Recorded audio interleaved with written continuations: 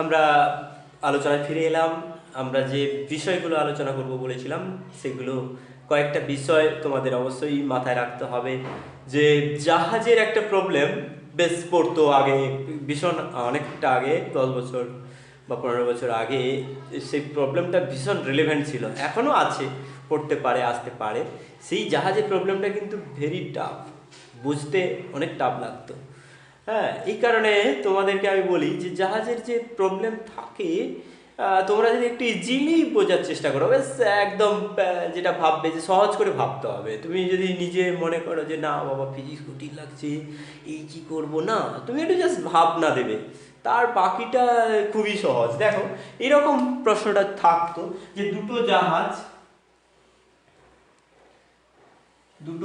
রয়েছে, এরকম ভাবে রয়েছে দুটো জাহাজ রয়েছে, এ এবং বি, দুটো জাহাজ রয়েছে। এই দুটো জাহাজের একটা পূর্ব দিকে রয়েছে আর একটা পশ্চিম দিকে রয়েছে। এর সাপেক্ষে পশ্চিম দিকে আর এর সাপেক্ষে বি এর সাপেক্ষে এই জাহাজটি পূর্ব দিকে রয়েছে। এখন এরা এদের মতো করে চলছে জাহাজ, তারা তো একই দিকে যাবে না, তো জলের উপর তারা যে কোনো দিকে যেতে পারে। মনে করো এই জাহাজটা 10 কিলোমিটার/ঘন্টা বেগে এই দিকে আসছে, আর বি জাহাজ 10 কিলোমিটার/ঘন্টা বেগে এই দিকে আসছে। কেমন? তাহলে ভাবো তো যে এই জাহাজ যে আসছে আর এই জাহাজ যে যাচ্ছে, এদের মধ্যে একটা আপেক্ষিক গতি আছে, তার ফলে এদের মধ্যে ডিস্টেন্স কোনো না কোনো সময় মিনিমাম হবে। তারা তো একই রাস্তায় যাচ্ছে না, একই রাস্তায় একই বেগে গেলে কি হতো, তাদের মধ্যে ডিস্টেন্স একই থাকতো। উল্টো দিকে গেলে কি হতো, মিট করতো। এখানে কিন্তু মিট করবে না, কারণ এ এদিকে যাচ্ছে, এ এদিকে যাচ্ছে, এ তো বাবা এখান থেকে চলে আসছে, অর্থাৎ এই রেখা বরাবর যাওয়া মানে কখনো কি মিট করবে, করবে না। কিন্তু মিনিমাম ডিস্টেন্স তাদের মধ্যে কখন হবে এটা জানতে চাই। এই এ জাহাজ আর বি জাহাজ প্রাথমিকভাবে যে জায়গা দুটোতে আছে তাদের মধ্যে দূরত্ব ধরে নাও 10 কিলোমিটার। এই দূরত্বটা হলো 10 কিলোমিটার। বেশ, এইবারে আমরা কি করব, দুজনেই যদি গতিশীল হয় তাদের মধ্যে কখন ডিফারেন্স অর্থাৎ ডিস্টেন্স কখন কম হবে সেটা বুঝবো কি করে? না, তাহলে আমাকে কি করতে হবে, একটা সাপেক্ষে আর একটা রিলেটিভ স্পিড নিতে হবে। কেন স্যার, রিলেটিভ স্পিড নিয়ে কি হবে?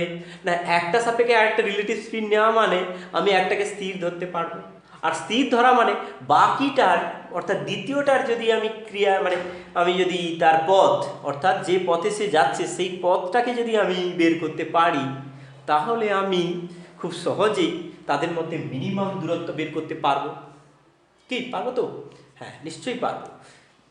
এবারে দেখা যাক কি করে আমরা মিনিমাম দূরত্ব বের করতে পারি।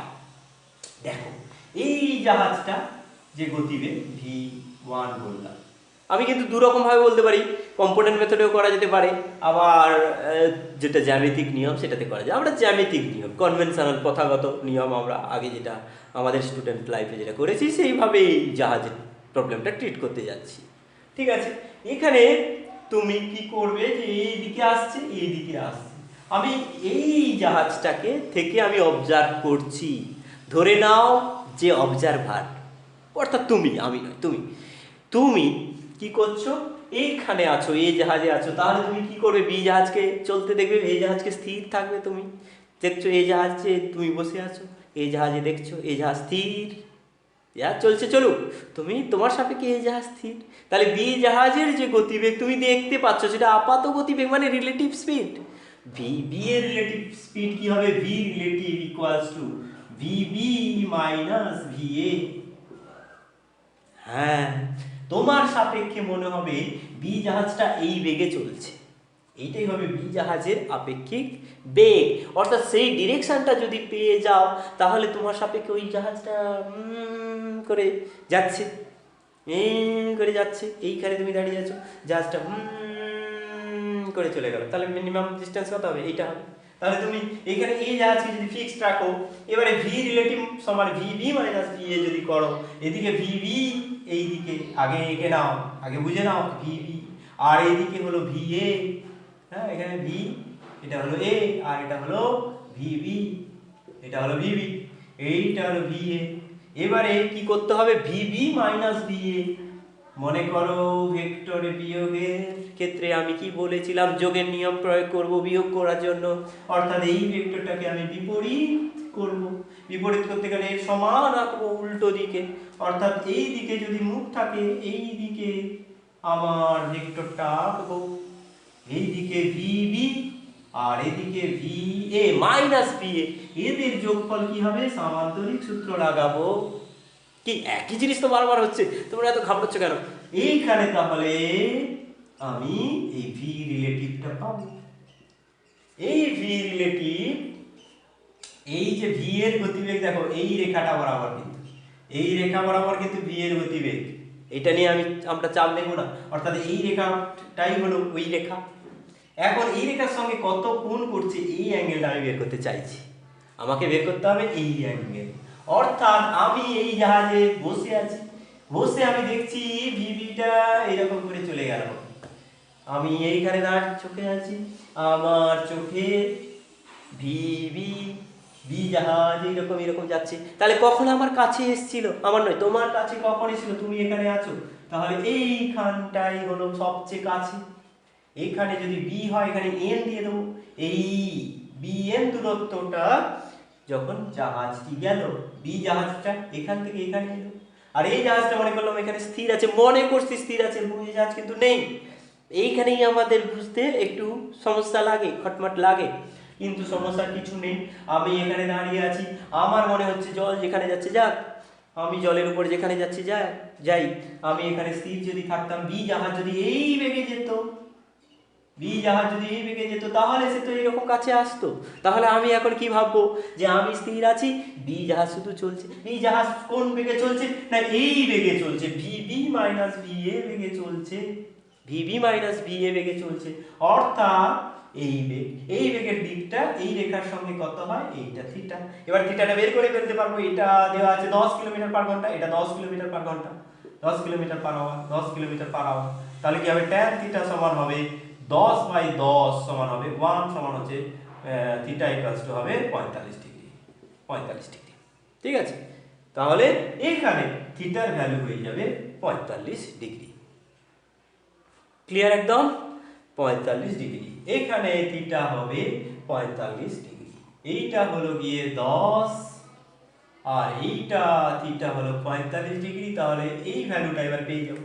এবার এই ত্রিভুজটাকে বড় করে আঁকা যাক। এই ত্রিভুজটাকে যদি আমি বড় করে আঁকি তাহলে আমার কি হবে, না এইটা 45 ডিগ্রি, এটা 90 ডিগ্রি, তাহলে এটা লম্ব দূরত্ব, সবচেয়ে শর্টেস্ট ডিসটেন্স কি হয়, লম্ব দূরত্ব। এটা তাহলে কি হবে, 45 ডিগ্রি হয়ে যাবে।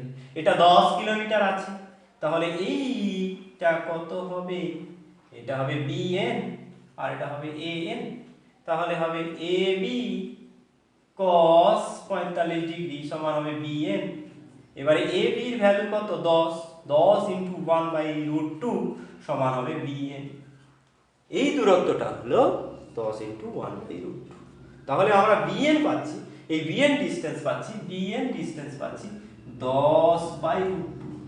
আবার এন কত পাবো, এন সমান হবে, এটার sin থিটা হয়ে যাবে এবি sin 45 ডিগ্রি, এটার ভ্যালু হয়ে যাবে কত, না ab/√2 সমান হবে 10/√2। তাহলে an ইকুয়ালস টু হবে 10/√2 কিলোমিটার, ব্যাস 10/√2 কিলোমিটার। bn এইটা, এই ভ্যালু 10/√2 কিলোমিটার, আর এটাও 10/√2 কিলোমিটার। অথবা এটাকে আমি তুমি লিখতে পারো ভাঙলে 5√2 কিলোমিটার। তাহলে তোমার থেকে ওই জাহাজের শর্টেস্ট ডিসটেন্স, তুমি এ জাহাজে রয়েছো, বি জাহাজ চলে গেল, সেখানে শর্টেস্ট ডিসটেন্স হবে এইটা, সেক্ষেত্রে ওই ডিসটেন্সে আসতে কত সময় লাগে এটা কিন্তু জানতে চাওয়া হয়। তুমি বিএনটা এই কারণে বের করেছো, এই দিকে স্পিড কত, এর ভি রিলেটিভ বেগ কত, ভি রিলেটিভ আমরা পেয়েছিলাম, ভি রিলেটিভ পাবো, ভি রিলেটিভ সমান হবে √VA² + VB², অর্থাৎ এটা স্কয়ার প্লাস এটা স্কয়ার, তাহলে কি হবে 10√2 কিলোমিটার পার আওয়ার। এখানে ভি রিলেটিভটা আমরা পাবো 10√2 কিলোমিটার পার আওয়ার। অর্থাৎ আমরা এখানে এই দূরত্বটা পেলাম 5√2। আর এই বেগ, এই দূরত্বটা বা জাহাজ যে বেগে গেছে সেই বেগ হলো /10√2।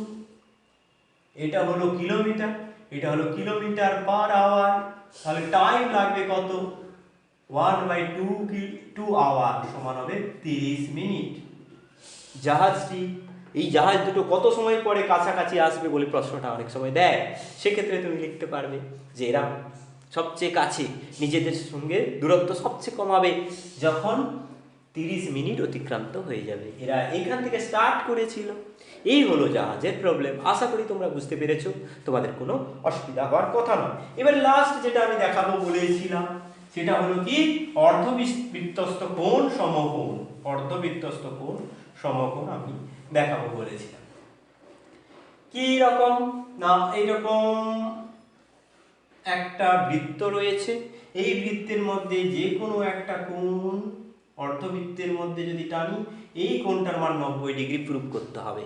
দেখো আমি বৃত্তের কেন্দ্র আমি ধরে নিলাম ও, এ বি সি,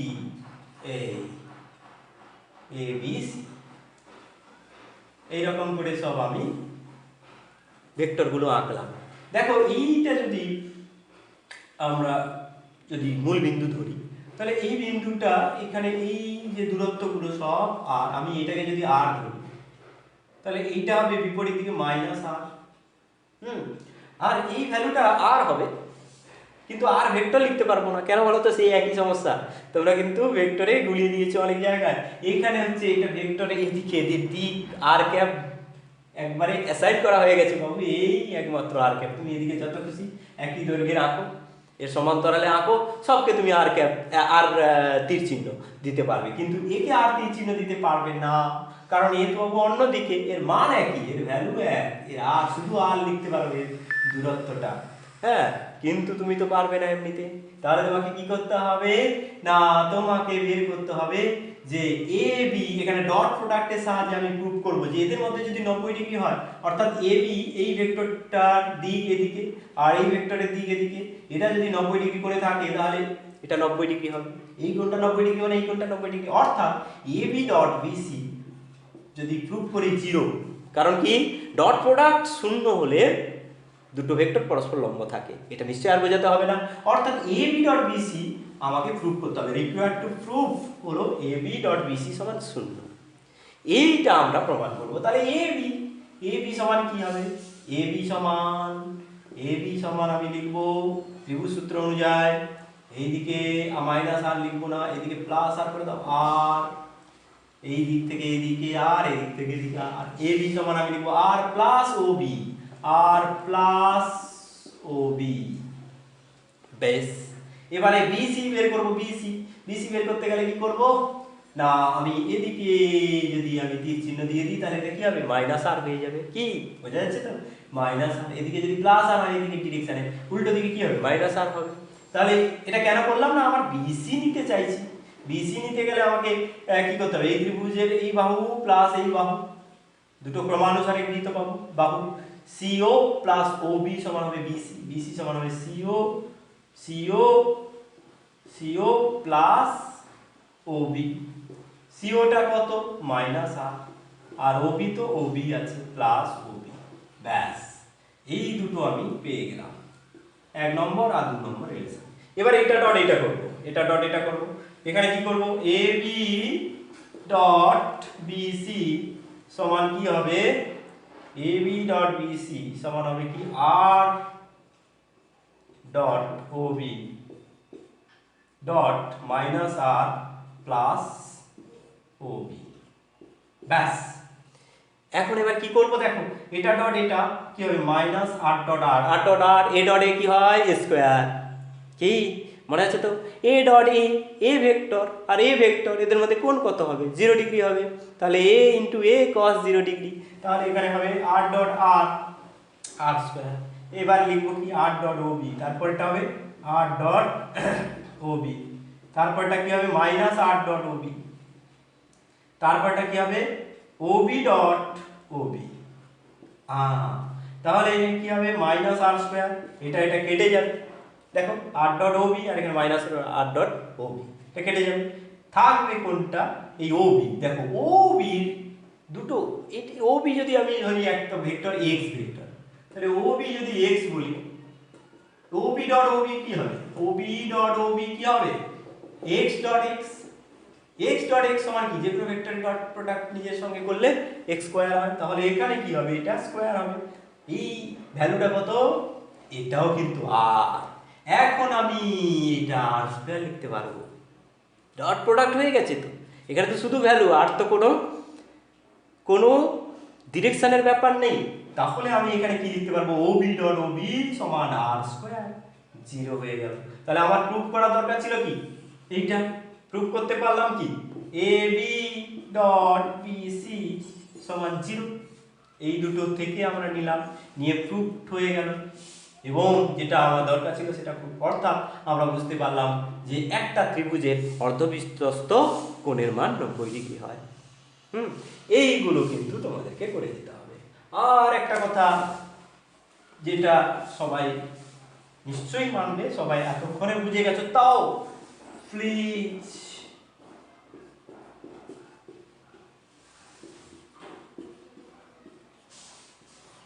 এইরকম করে অঙ্ক করবে না যে R1 দিয়ে দিয়েছে, R2 দিয়ে দিয়েছে, R3 দিয়ে দিয়েছে, করলে কি R1 এর মান বের করলে, R2 এর মান বের করলে, আর R3 এর মান বের করলে, করে তুমি কি করলে R1 plus R2 plus R3 এর মান এগুলো যোগ করে বসিয়ে দিলে। দয়া করে করো না, দয়া করে করো না, তাহলে পুরো ভেক্টরটা যে আমি আলোচনা করলাম পুরো মুশকিল হয়ে যাবে, সব কিছু লন্ডভন্ড শেষ হয়ে যাবে। তুমি শুধু ভাববে যে বাবু আমি যদি যোগ করতেই পারতাম তাহলে আমি এত ভেক্টরে এত থিওরি জানলাম কেন, এখানে যদি এগুলো কম্পোনেন্ট সম্পর্ক দিয়ে দিয়েছে, সেখান থেকে ভ্যালু ধরো 5 পেলাম, এটা 3 পেলাম, এটা 4 পেলাম, এখানে আমি কি করলাম 5 প্লাস 3 প্লাস 4 করে দিলাম। এটা কি করা যাবে? তাহলে আমি প্রথমে এই ভেক্টরই এই কম্পোনেন্টই বের করতে হতো না, তাহলে একেবারে এর মান দিয়ে একেবারে যোগ হয়ে যেত। কখনোই এরকম করো না কিন্তু। তোমাকে যদি এরকম তিনটে ভেক্টর দেয় তাহলে তুমি কি করবে, R1 plus R2 plus R3, যেরকম কম্পোনেন্টের নিয়ম আছে, তুমি এক্স কম্পোনেন্টগুলো একসঙ্গে যোগ করে আই ক্যাপ দিয়ে লিখবে, ওয়াই কম্পোনেন্টগুলো একসঙ্গে যোগ করে জে ক্যাপ দিয়ে লিখবে, জেড কম্পোনেন্টগুলো যোগ করে কে ক্যাপ দিয়ে লিখবে, তারপরে এর মাঝে যেটা আসবে সেগুলো স্কোয়ার করে যোগ করো। এর যখন অ্যামপ্লিটিউড চাইবে, এর অ্যামপ্লিটিউড চাইবার সময় এটা ধরো আসলো পি কিউ আর এরকম ধরো আসলো, তখন কি হবে, root over P square plus Q square plus R square. এইভাবে করতে হবে, না হলে কিন্তু মুশকিল। এইরকমটি করো না, ঠিক আছে? এটা আমার রিকোয়েস্ট। তোমরা কিন্তু বোঝার চেষ্টা করবে যে ভেক্টর আর স্কেলারের পার্থক্য কি। ফার্স্ট যে লেকচার আছে, ভিডিও লেকচার, সেগুলো দেখবে। প্রথমের লেকচারগুলোতে আমি বলে দিয়েছি সমস্ত কিছু, সেইগুলো ফলো করার চেষ্টা করবে। শুধু লেকচার শুনে নিয়ে লাভ নেই, তুমি ফলো করো, অ্যাপ্লাই করো। যখন যা কিছু শিখবে সঙ্গে সঙ্গে অ্যাপ্লাই করে নিজের মতো করে নাও, দেখবে কোনো সমস্যা হবে না। তোমাদের পুরোপুরি একেবারেই তোমরা বুঝতে পেরে যাবে। তোমাদের প্রত্যেকটা পার্ট আলাদা আলাদাভাবে পড়া আছে, প্রত্যেকটা পার্টের জন্য আলাদা আলাদা করে নিজে করা দেওয়া আছে। দেখা যাবে একটা পার্টের পরে আমি নিজে করা দিয়েছি, তুমি অন্য পার্ট থেকে সেটা করে দিচ্ছ, সেটা করলে হবে না। সেখানে নিজে করোটা তুমি ওই স্কিলটা ডেভেলপ করার জন্য তোমাকে আমি দিয়েছি। প্রবলেমে দেখবে আমি ছোটো ছোটো নিউমেরিক্যালে আমি খুব সহজ নিউমেরিক্যাল দেবো। পরীক্ষায় একটু হয়তো কঠিন, একটু বড় সংখ্যা পড়তে পারে, তখন তুমি পেরে যাবে যদি তুমি এই নিউমেরিক্যালটা মন দিয়ে বোঝো।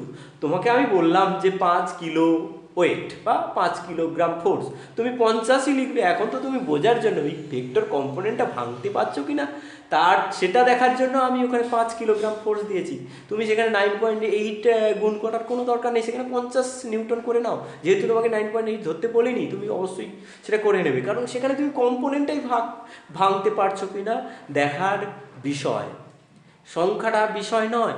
যেখানে তোমার গ্র্যাভিটেশানে সেখানে 9.8 কেন, 9.78 থাকতে পারে, 9.77 থাকতে পারে, 9.75 থাকতে পারে, সেখানে তুমি একদম কারেক্ট করে ভ্যালু বসাবে। কিন্তু এখানে তোমার বিচার্য কি, কোনটা আমি শিখতে যাচ্ছি সেটা আগে বুঝতে হবে। আগে নিজেকে প্রশ্ন করতে হবে আমি কি জানতে চাইছি এবং সেটা জানবার জন্য আমাকে কি করতে হবে, সেটাই কিন্তু প্রশ্ন করতে হবে নিজেকে, বুঝতে হবে ব্যাপারটা যে আমি সারা রাত্রি পড়লাম কি সারাদিন সারা রাত্রি পড়লাম, তাতেও কিছু হবে না যদি না আমি ভাবনা দিই। শুধু পড়েই গেলাম, লিখেই গেলাম, ভাবনা দিলাম না কোনটা কেন হচ্ছে, কেন ভেক্টর কোয়ান্টিটি আনা হয়েছে, সমস্ত কিছু কিন্তু আমরা আলোচনা করেছি। সেগুলো কিন্তু শুধু আলোচনার মধ্যে রাখলে হবে না, নিজেকেও ফিল করতে হবে, জাস্ট ফিল।